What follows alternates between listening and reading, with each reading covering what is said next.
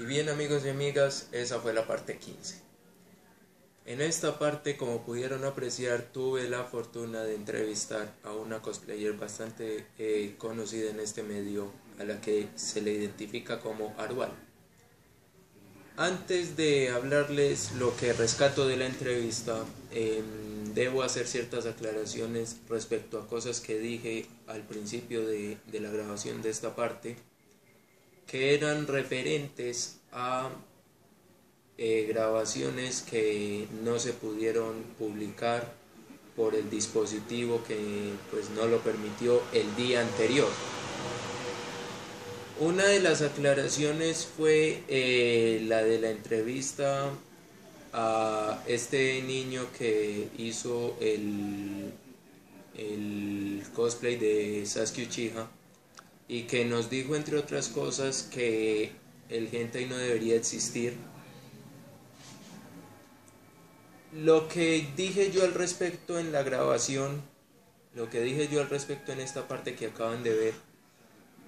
yo debo aclarar algo al respecto en este momento, y es que con lo que dije no estoy dándole completamente la razón al niño ni desacreditando sus palabras tampoco, como se podría pensar. O sea, él, como lo dije en la grabación, él podrá entender que como es incómodo ver que el anime, digamos, tenga producciones de esta naturaleza, algo que a su edad comprendo que no entienda bien, es que estamos hablando en el hentai, estamos hablando de producciones para adultos, entretenimiento para adultos, y que no debería trascender de esa edad, por lo cual de cierta forma me alarmó un poco, como creo que lo mencioné en esta parte de grabaciones, que un niño de esta edad supiera lo que es el hentai, y pues lo supiera relativamente también, como para hablar con tan relativa propiedad al respecto. Lo que quiero aclarar en este caso, aparte de lo que mencioné, es que por otro lado está el tema de la doble moral. El tema de la doble moral de los medios y mucha parte de muchos de nosotros. ¿En qué sentido? En que cuando esto es de la adolescencia de muchos, porque sé de muchos que les ha pasado esto, que en algún momento, viendo alguna de estas producciones para adultos en su computador o alguna cosa, llegan sus padres y los sorprenden viendo eso, y eso se convierte no solo en una situación muy incómoda, sino que acarrea castigos y este tipo de cosas. Pero estamos hablando de castigos que vienen por parte de personas, en muchos casos, que desaprueban este tipo de cosas, a las cuales no estoy haciendo apología, vale aclarar, pero disfrutan al máximo del reggaetón. ¿Por qué digo que es doble moral? Número uno, no tengo nada en contra del reggaetón, salvo que en materia musical no le encuentro pues mucho el gusto, o por lo menos no en la actualidad, porque en el pasado fue uno de esos gustos que yo miro en retrospectiva y digo en qué estaba pensando, pero pues es más un asunto personal mío. Sino que si usted analiza el tema del reggaetón, sus letras y ese tipo de cosas, si las disfrutas al máximo, pero le aplicas un castigo de no sé cuántos meses al pelado en su adolescencia por sorprenderlo viendo producciones para adultos de temáticas similares, no me parece algo, digamos, de mucha lógica, no me parece, digamos, me parece algo contradictorio. Y no solamente lo digo por el lado del reggaetón, sino que lo digo también por el lado de las narconovelas. ¿Se acuerdan de la controversia aquella que hubo porque un humorista chileno hizo una parodia de Pablo Escobar en la serie Escobar, el patrón del mal, y salieron que poco de colombianos disque indignados, que porque eso era una historia una parte negra de la historia del país que queríamos tratar de borrar. A ver, ¿quién llevó a Escobar, el patrón del mal, al éxito? Nosotros mismos, el pueblo colombiano, la audiencia. Y tanto éxito le dimos, tanto rating les dimos, que lo volvimos material de exportación. Llegó a otros países como por ejemplo Chile y eso es así. Y ahora que lo están usando humorísticamente, nos estamos indignando. La culpa de quién es, no es del humorista, es de nosotros. ¿A qué trae esto aplicación a lo que vengo diciendo de la doble moral? De que también me ha pasado, también me ha tocado. Personalmente mi padre es uno que le chocaba verme jugar juegos como Doom, como en general los first person shooters, como se llaman, los juegos de guerra, de balas y este tipo de cosas, que por violentos y este tipo de cosas, y sé que así son muchos padres. Lo que no me cuadra de algunos de estos padres que son así, no lo digo en el caso del mío porque el mío afortunadamente diría yo que no comete este error, pero sé de algunos más que sí, es que le ponen problemas a sus hijos por estar jugando este tipo de juegos, pero son fanáticos de esas narconovelas, son fanáticos de esas producciones que donde tenemos como el protagonista al capo, hay producciones como Sin Tetas No hay Paraíso, como El Cartel de los Sapos, etcétera, etcétera. Piénsenlo ustedes mismos, la caja de comentarios está para opiniones. ¿Que eso no es una contradicción? Que nosotros gustar de una cosa que tenga ciertas temáticas, pero ver que nuestros hijos con cosas similares, de similares temáticas, pero en diferentes contextos, en este caso los videojuegos, o en este caso ciertas producciones para adultos, reprocharles eso, castigarles por eso, más que castigo yo pediría orientación, para evitar esta doble moral y para, digamos que nuestros hijos no vean, digamos, diversión en lo prohibido, porque ese es el problema en la actualidad. Ven diversión en lo prohibido precisamente porque ya no tienen miedo a la reprensión. Entonces, cuando, esto es un mensaje de los padres, cuando ustedes padres vean a su hijo adolescente en estas cosas, que jugando un juego así, aunque en un juego pues particularmente violento como GTA, cosas así, o cuando vean a su hijo adolescente básicamente conociendo más sobre su sexualidad por medio de las producciones del entretenimiento para adultos dentro y fuera de lo que conocemos como hentai,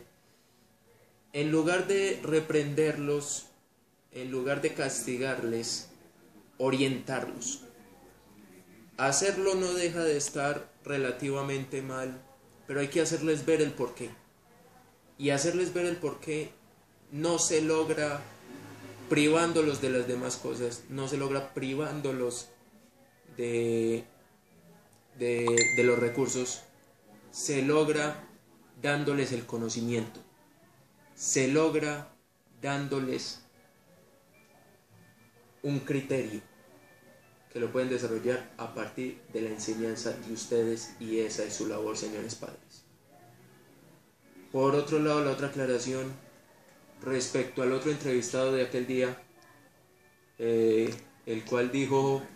cuando se le hizo la pregunta del tema del día, básicamente les dijo completamente planas a las de Sailor Moon.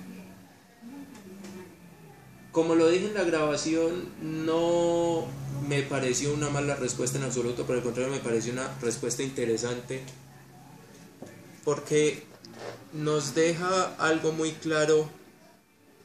y es el tema de que cada quien tiene sus gustos, de que cada quien tiene sus intereses, que las cosas que hayan, digamos, en este caso, explorado sobre su sexualidad, sobre sus gustos, en su proceso de crecimiento, principalmente en la adolescencia, hayan determinado que, digamos, a un hombre le gusten las mujeres de buenas proporciones en cuanto a tamaño, a otros les gusten no de tan buenas proporciones en cuanto a tamaño, que ciertas proporciones preferibles sobre otras, si supongo entenderán a lo que me refiero. Es algo que me gusta mucho, conocer gente que es abierta a hablar de estas temáticas, a hablar de estos gustos personales, porque tristemente me he encontrado con el caso de muchos que básicamente nos estamos metiendo en una, por así decirlo, en una especie de guerra mediática entre los que les gusta, en los que tienen ciertos gustos estéticos contra los que tienen ciertos otros, y así, haga de cuenta los que se la pasan peleados aquí en Latinoamérica, dizque por Barcelona, por Real Madrid, dizque por Messi, por Cristiano Ronaldo, dizque por Naruto, por One Piece, como lo mencioné en intermedios anteriores. Lo mismo pasa aquí, y esto lleva a muchos pues a temerle a su propia sexualidad, a temerle a sus propios gustos, a hacerse más introvertidos de lo que deberían a causa de este tipo de cosas, y no debería ser así. Esa es la otra aclaración que quería hacer. Pasemos entonces a la parte principal, la parte de la entrevista a nuestra amiga Arwal, una cosplayer profesional, una cosplayer que iba a estar ese día en el concurso de cosplay que se realizó en horas de la tarde-noche en el evento. Y como lo pudieron ver en la parte en la entrevista, lo que queda por rescatar es, entre otras cosas, una aclaración o una observación que tuve yo, y es que ella, cuando le pregunté por la pregunta concerniente al tema del día, ella dio una respuesta que no la dio ninguno de los demás que fueron entrevistados y que ustedes han podido estar viendo en las demás partes de este videoblog de la Comic Con 2015 de Radio Pobre. Me sorprende esa respuesta de su parte, no por la respuesta en sí, sino porque, les voy a ser sincero, yo me esperaba esa respuesta, esa misma respuesta, por parte de más gente. Yo me esperaba esa respuesta por parte de muchos más entrevistados, porque si usted mira en los medios, si usted mira en las redes sociales, si usted mira en los foros, si usted mira en toda parte, ese ha sido el eterno debate. Los que no tienen problema de responder esta clase de preguntas, y los que, pues, por este factor de la realidad, de como lo dicen ellos, tener bien los pies sobre la tierra, pues prefieren no responder este tipo de preguntas. Entonces, pues, la aclaración que debo hacer en esta parte es que tanto unas respuestas como las otras, tanto de un lado como del otro, son respuestas completamente válidas, pensamientos completamente válidos. Y por último, otro gran aporte que nos da Arwal en su entrevista es otra perspectiva diferente de lo que debe ser el cosplay. Y no el cosplay tanto el aficionado, sino más bien metiéndonos en el campo del cosplay como profesión. Y es que ella dijo claramente, como lo pudieron escuchar ahí, que en el cosplay se está teniendo solo en cuenta o se está practicando mucho solamente el cos y el play se deja a un lado. Les voy a explicar qué quiso decir ella por si no les quedó claro. Sucede que cosplay es la conjunción de las palabras costume play. Costume en inglés significa disfraz, play significa juego o interpretación, que en este caso sería interpretación en ese contexto. Y sí, según lo que ella está diciendo en ese orden de ideas, muchos cosplayers profesionales, no digo esto tanto de los aficionados porque pues no se le puede exigir este tipo de cosas a los aficionados, pero muchos de los profesionales también se están enfocando tanto en la parte en la parte costume, en la parte del disfraz, que quedan dejando alguito que desear en cuanto a lo que es la interpretación del personaje al que están personificando. Es algo que pude notar en el concurso, algo que he podido notar en concursos de cosplay en los que he estado, y algo que ciertamente está la recomendación, no como una crítica, sino como una lección que se trata de dar, de que tengan esto en cuenta, de que trabajen un poquito más en esa parte interpretativa, y a los aficionados también podría, ¿por qué no recomendarles lo mismo? Que listo, hacen su disfraz, lo hacen bien o no también dependiendo de su recurso económico, pero si es posible también mejorar lo más posible la interpretación del personaje en su comportamiento, su personalidad, etcétera. Bienvenido sea. Ustedes no tienen esa presión porque pues ustedes son aficionados, lo hacen por diversión, nadie les exige que lo hagan, pero no estaría mal hacerlo si tienen la oportunidad de hacerlo, y les saldría mejor, de hecho. Entonces, dicho esto, pasamos a la parte número 16. Disfruta.